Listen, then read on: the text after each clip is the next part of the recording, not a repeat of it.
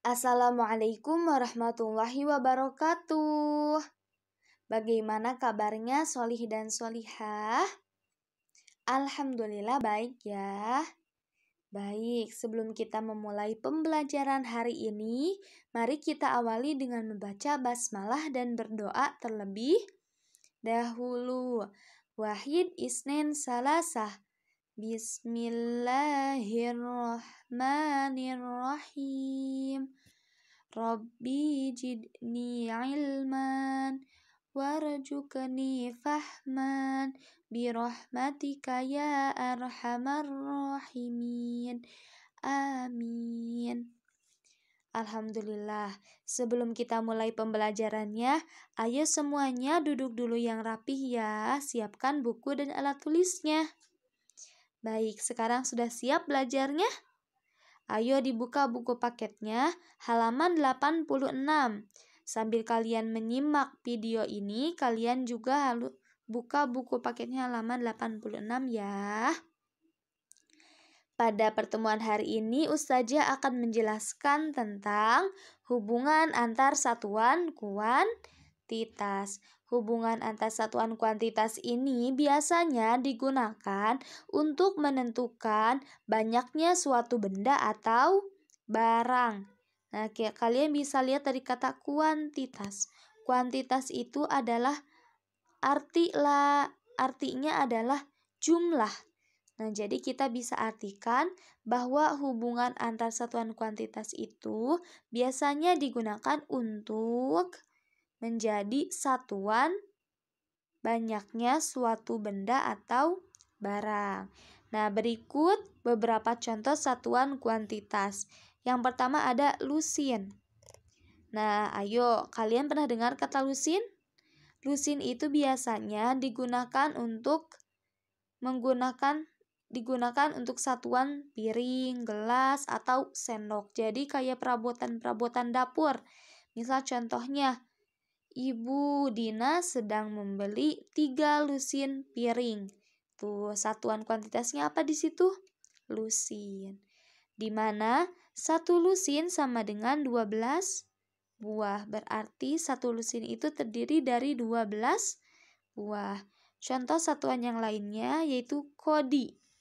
Kodi biasanya digunakan untuk satuan seperti baju atau pakaian. Jadi contohnya, ayah membeli 1 kodi pakaian untuk para pekerjanya. Di situ satuan kuantitas yang dipakainya adalah kodi. 1 kodi sama dengan 20 buah. Artinya 1 kodi itu terdiri dari 20 pakaian. Satuan kuantitas lainnya ada rim. Nah, rim. Kalau rim itu biasanya digunakan untuk satuan lembaran kertas. Jadi biasanya itu menyatakan banyaknya jumlah kertas. Contohnya misalkan, kakak membeli 1 rim kertas HVS untuk tugas mata kuliahnya. Nah, satuan kuantitas yang digunakannya adalah rim, di mana 1 rim itu sama dengan 500 lembar. Nah, selanjutnya ada gross. Gross ini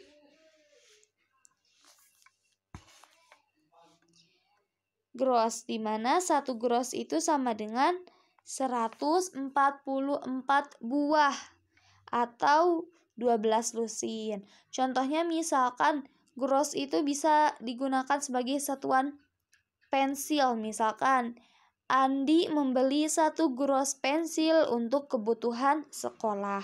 Berarti satuan kuantitas yang dipakainya adalah gross. Jadi satuan kuantitas itu ada apa saja? Ada lusin, ada kodi, ada rim, dan gross. Selanjutnya ada contoh soal. 2 gross dikurangi 3 lusin. Nah, sama dengan berapa buah? Coba diingat lagi. Kita rubah cara pengerjaannya, kita rubah gross menjadi buah, lusin menjadi buah. Coba diingat lagi, 1 grossnya berapa buah? 1 gross itu sama dengan 144 buah. Berarti kita kalikan. 2 dikali 144. 2 dikali 144 itu hasilnya 288. Sekarang kita rubah yang lusin ke dalam bentuk buah. Satu lusinnya berapa buah tadi diingat? Satu lusinnya itu adalah 12 buah, maka kita kalikan. 3 dikali 12. 3 dikali 12 hasilnya 36. Setelah itu, karena satunya sudah sama dalam bentuk buah, maka tinggal kita kurangi saja. 288 dikurangi 36. Hasilnya 252 buah. Contoh soal nomor 2. 3 rim ditambah 75 lembar sama dengan berapa lembar? Nah, caranya sama, kita rubah rim jadi lembar. Nah, karena di sini sudah sama-sama lembar, maka tidak perlu kita rubah. Kita tinggal rubah yang rimnya saja. Coba diingat, satu rimnya sama dengan berapa lembar? Satu rim itu sama dengan 500 lembar. Berarti kita kalikan. 3 dikali 500 hasilnya berapa? 1500. Lalu tinggal kita jumlahkan dengan 75 lembar.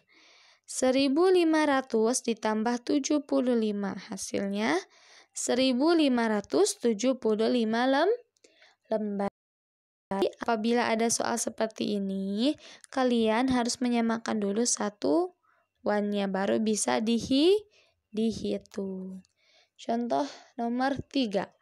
Untuk acara keluarga, ibu menyiapkan 6 lusin gelas dan 4 lusin sendok. Berapa jumlah gelas dan sendok yang disiapkan ibu? Nah, ini merupakan contoh soal cerita. Dalam pengerjaan soal berbentuk cerita, yang harus kita lakukan terlebih dahulu adalah mencari apa yang diketahui dan apa yang ditanyakan. Coba di sini dilihat apa yang diketahuinya. Ibu membeli 6 lusin gelas. Lalu apa lagi? Ibu juga membeli 4 lusin sendok. Lalu setelah kita mencari apa yang diketahui pada soal, sekarang kita cari apa yang ditanyakannya dalam soal. Yang ditanyakannya adalah berapa jumlah gelas dan sendok yang disiapkan ibu. Nah, di sini ditanyanya berapa total jumlah sendok dan garpu yang dibeli ibu. Maka kita buat dulu persamaan matematikanya. Maka persamaan matematikanya menjadi 6 lusin ditambah 4 lusin sama dengan berapa buah. Kan pertanyaannya itu jumlah gelas dan sendoknya ada berapa. Berarti tinggal kita cari nih. 6 lusin tambah 4 lusin berapa buah. Cara pengerjaannya sama seperti tadi. Kita rubah dulu lusin menjadi buah. Coba diingat, satu lusin ada berapa buah? Ada 12 buah. Maka kita kalikan yang pertama. 6 lusin dikali 12 atau 6 dikali 12 sama dengan 72 buah. Sekarang yang 4 lusin dirubah ke buah. Sama juga dikali 12. 4 dikali 12 hasilnya 48 buah. Nah, sekarang dilihat satuannya sudah sama-sama buah ya. Nah, kalau sudah sama-sama buah tinggal kita jumlahkan. Maka 6 lusin ditambah 4 lusin sama dengan 72 ditambah 48. Hasilnya 120 buah. Nah, mungkin untuk pembelajaran hari ini Ustazah cukupkan dulu sampai di sini. Syukron, semangat terus ya belajarnya Anada Solih dan Solihah. Jangan lupa satuan antara satuan kuantitasnya yang tadi yang terdiri dari rim, lusin, kodi, gross dihafalkan ya Solih dan Solihah. Ustazah cukupkan. Wassalamualaikum warahmatullahi wabarakatuh.